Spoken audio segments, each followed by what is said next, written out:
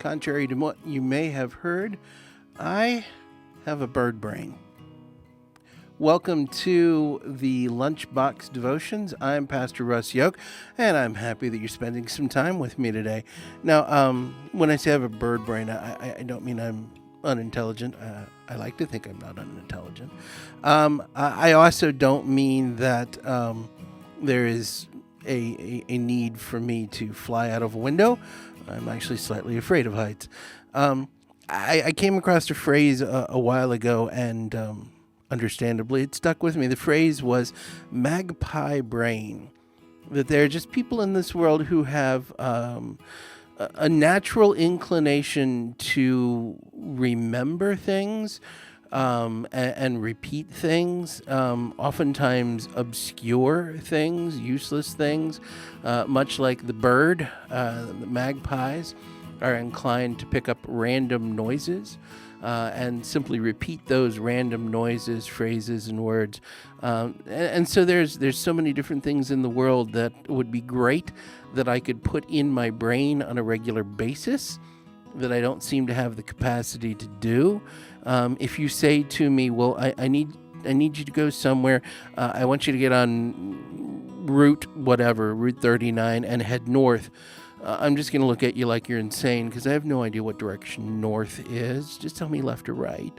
But if you ask me to name my favorite Greek playwrights from the 2nd century BC, I can probably give you a couple of names just off the top of my head. Why? I don't know. Random facts stick in my brain. Random phrases stick in my brain. And for one reason or another, they have a tendency to just pop out. And I'll be having a conversation with somebody, and I will say, hey, did you know? And I have no idea where I heard that information. No idea where I picked up that little fact, that little factoid, whatever it is, rattling around in my brain on any given day or week. If I'm being 100% honest, my sermons begin with a scripture text that comes from the weekly lectionary that has been pre-assigned over a 3-year cycle.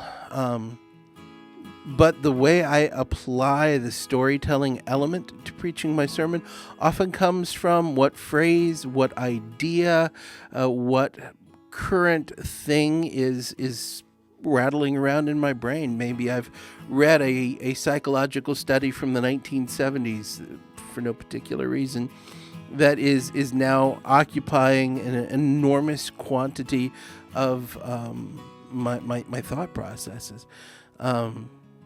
I have a magpie brain, and facts and statistics and stories and bits and snippets of history, they all just sort of rattle around in there. And 9 times out of 10, for reasons that, again, I don't have much control over, they eventually come out in a fairly coherent way. And I realize that all of these little factoids about life oftentimes actually have uses. And who knew that it was important to know this otherwise random piece of data or information? And as much as I'd like to say that the fact that I have a brain that is inclined to absorb and then repeat information, oftentimes quite unconsciously on my part, does not actually make me special. I think that makes me human. I think to a great degree, we human beings are inclined to do exactly that on a fairly regular basis. When Martin Luther was writing his small catechism, he approached the 8th commandment in a very unique and, I would say, important way. Luther said, what is the 8th commandment? Well, it's that you shall not give false testimony against your neighbor. What does this mean? You should fear and love God so that you do not tell lies about your neighbor, betray your neighbor, slander your neighbor, hurt your neighbor's reputation, but defend your neighbor, speak well of your neighbor, and explain everything in the kindest way. And therein lies perhaps the greatest twist on the 8th commandment that Martin Luther has, and that is that we are to Explain everything in the kindest way. Sometimes the phrase is used, put the best construction on everything. What specifically does it mean to put the best construction on everything? Luther says if we want to avoid misrepresenting our neighbor, even inside of our own heads, then the ideal solution is to listen to whatever it is our neighbor has to say and then ask ourselves, what is the kindest way I can understand what they just told me? We as human beings are terrible at this. We are magpie creatures. We hear what other people have said and or done. We repeat them sometimes ad infinitum to anyone who will listen. And of course, the internet has given us a new platform for gossiping. We call it social media. On the matter of gossiping, Luther states that our ears should become like tombs for gossip. That being that gossip should go in, die, and remain there, never again to be seen again. Because in Luther's point of view, if we want to avoid slandering our neighbor and violating the 8th commandment about bearing false witness, the best way that we can be sure that we are not committing this grievous sin is by simply doing our best to listen to, interpret, and understand our neighbor, putting the best possible construction on their words. Insofar as if we are right and they have in fact meant it in the best possible way, then when we repeat what we have heard them say, we will be accurate and truthful. If we repeat what they have said in the best possible construction and they actually meant it in a terrible way, then there is no fault to be had in us, only in them. So I say to my fellow magpies out there in this world, and boy, isn't it hard to do in the world that we live in right now, listen to Luther.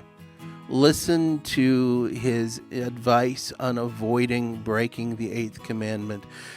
Before the words that you have heard pop back out of your mouth, as a human magpie does, and we repeat the things that other people have said, ask yourself just the simple question, have I put the best possible construction on this? It doesn't matter if you're talking about someone else's opinions or politics or theology or personal life.